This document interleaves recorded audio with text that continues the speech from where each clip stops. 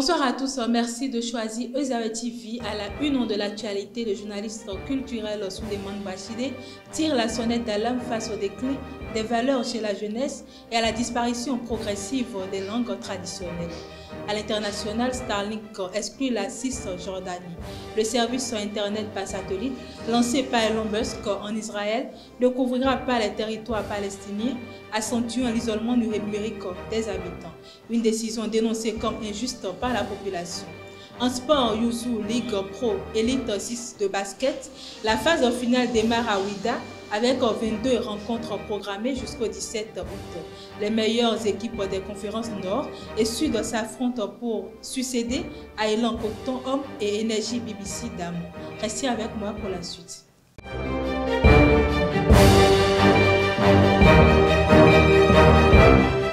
Rebonsoir chers internautes. Face au déclin des valeurs de la jeunesse, en particulier la disparition progressive des langues traditionnelles, le journaliste culturel Souleymane Bachide tire la sonnette d'alarme. Dans son analyse, il donne l'importance des langues dans nos différentes cultures. Il est au micro de Elvi Kongbeto.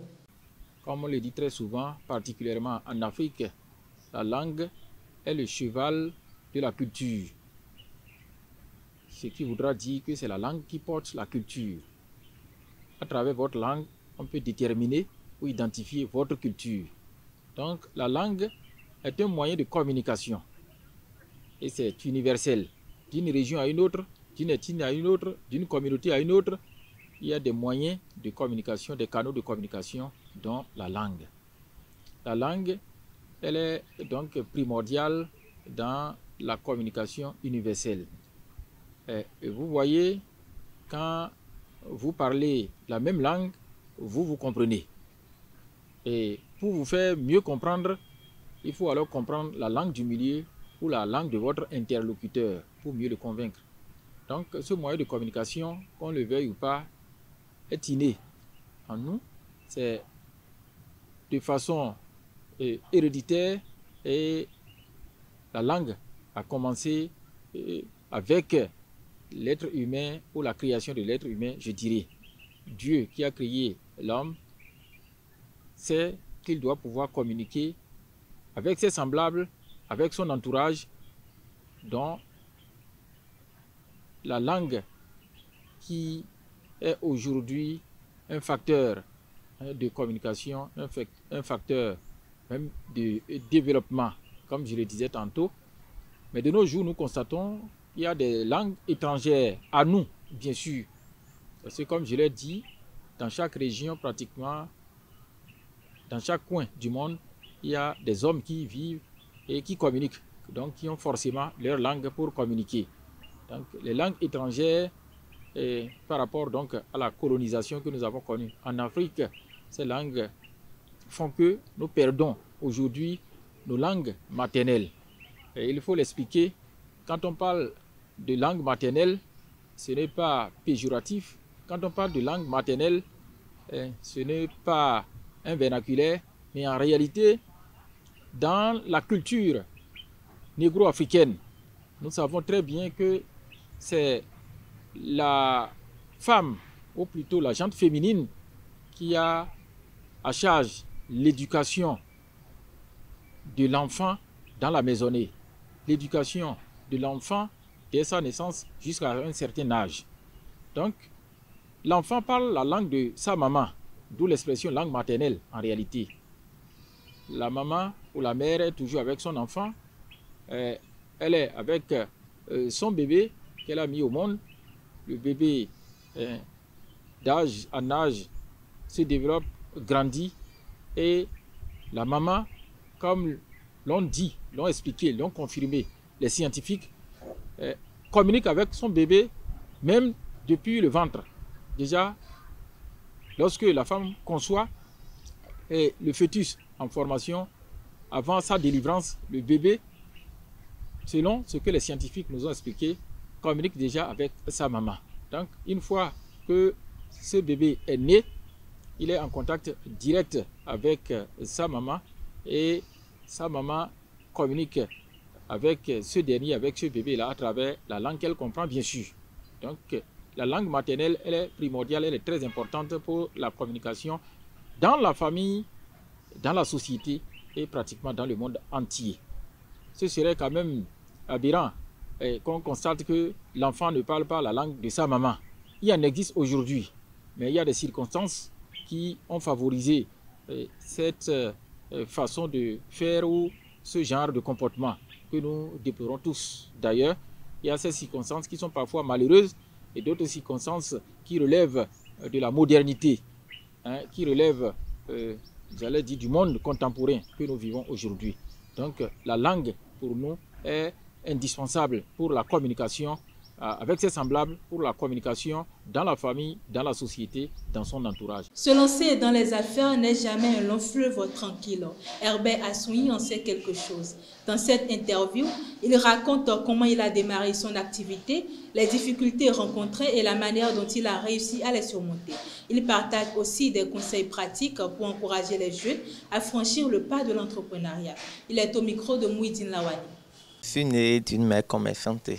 J'ai beaucoup eu à rester avec elle au marché, partout. Donc, c'est un peu ça.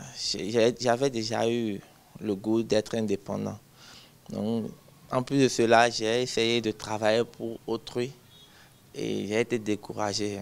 Je faisais de l'aide maçon et on ne m'avait pas payé finalement, ce qui m'avait découragé. Et je me suis dit, je serai à mon propre compte finalement. Je faisais déjà d'autres choses. J'étais dans d'autres activités, comme l'entretien des appartements et les lavages automoto, mais je me déplace. Donc, je faisais aussi le jardinage, un peu de tout ça. Donc, en entrepreneuriat, ce qui est le plus important, c'est de gagner. Et moi, je cherchais comment gagner beaucoup plus, parce que je n'avais pas de capital au fait. Donc il fallait lancer un produit qui va me permettre qui va couler beaucoup plus vite et un truc de particulier que les gens n'ont pas l'habitude de consommer. Donc c'est à cause de ça que j'ai ajouté la touche particulière de coco et qui fait beaucoup du bien à l'organisme également, comme nous le savons. Bon, je n'avais pas eu de financement, je n'avais pas de frigo, je n'avais pas un capital. Mais il y avait les frais de stage qu'on prenait, donc je venais à peine de quitter les stages et les frais de stage que j'avais pris, c'est ça qui m'a permis de prendre les matières premières pour pouvoir commencer avec, procrastiner. Voilà, c'est un truc qui ralentit beaucoup de jeunes aujourd'hui parce qu'ils voient la difficulté de ce qu'ils veulent faire en même temps, ça les décourage. Mais jeune frère, le truc là c'est quoi? Il faut d'abord commencer.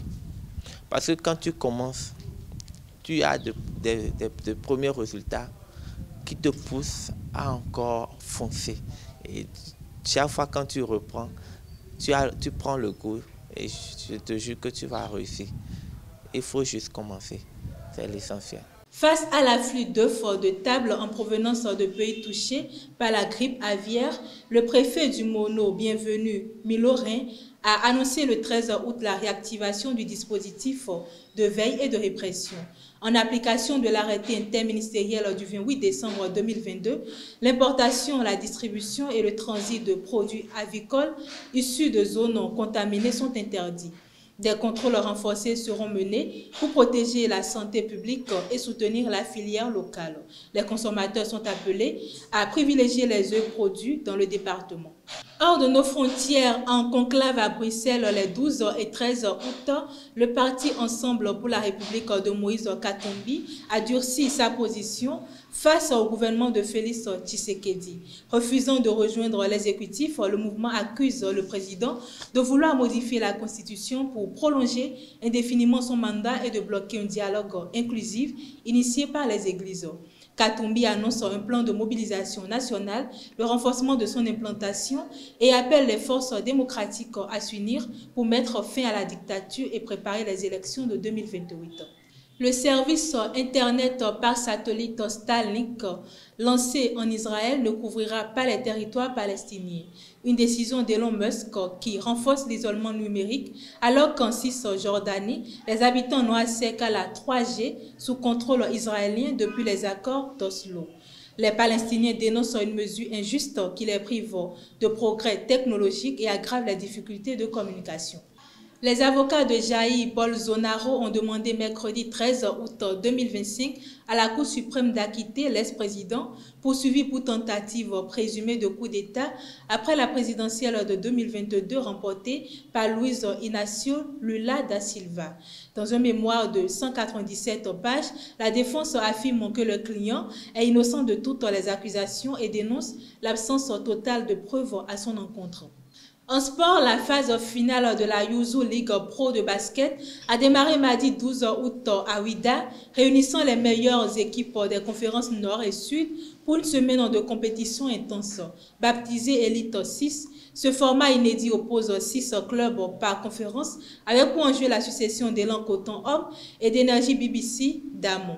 22 rencontres sont programmées jusqu'au 17 août sur le parquet de l'Institut régional de santé publique en présence de plus de 200 athlètes venus de tout le Bénin. Et pour boucler cette édition, la Fédération béninoise de handball a lancé l'appel à candidature pour le renouvellement de son comité exécutif, dont l'élection se tiendra le 27 septembre à Ouida. Les dossiers sont à déposer au plus tard le 9 septembre, accompagnés des pièces exigées par les statuts. Parallèlement, la FBHP recrute aussi de nouveaux membres pour son tribunal arbitral chargé de veiller au respect des règlements et de résoudre les litiges. Mesdames et messieurs, c'est tout pour ce 13h. Merci de m'avoir suivi. À très bientôt.